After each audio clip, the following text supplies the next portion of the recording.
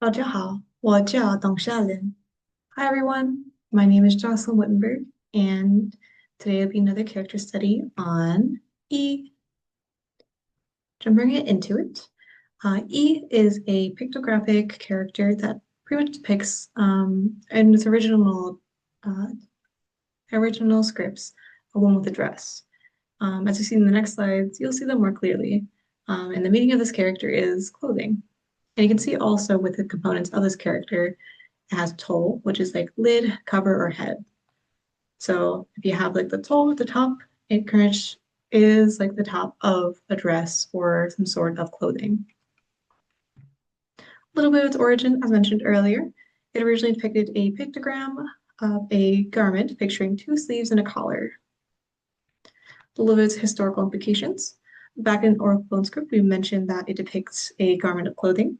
In Bronze and Seal, it was more stylized and became more abstract, representing that clothing feature. There wasn't any specific simplification of this character, and it stayed pretty consistent. And in the modern day, it's more abstract, and then again, the meaning is very consistent, meaning clothing. Here's a little bit of the evolution of the character. As you can see, the shape hasn't really changed as much, but as you can see in number one, you see the more like collarbone, and in old Chinese clothing, they had it on this had this the collar like wrapped on the other. So you can kind of see that in all of these, especially this one right here, where the collar of the garment was folded over. So similar to a woman's dress or some sort of clothing that of any sort of person can wear. And it's pretty much it stayed pretty much the same. Here's a little bit of the scripts, and you can see in the seal script is very evident of that collar, that those sleeves on the side, and again with the other calligraphy, the official calligraphy running in cursive, all very similar in shape too.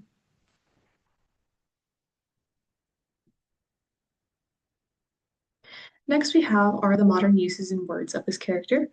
Again, as mentioned earlier, it stayed pretty similar in comparison of the meaning, and it hasn't really changed as much. So some of these words were used back whenever it was first being developed, as well as it is today. So the first character we have here is 衣服, which means clothing. The next one we have is 大衣, which is overcoat or a cloak, which means pretty much big clothing.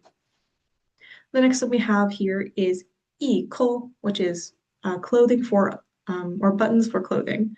So the second character is button, but this is specifically buttons for clothing themselves. The next one we have is 内衣, which is underwear. The second and last one we have is 衣甲, which means armor. And the final one we have is 洗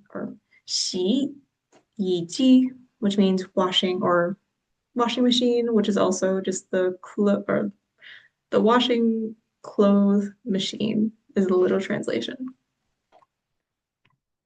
Next, we have some sentences and some idioms.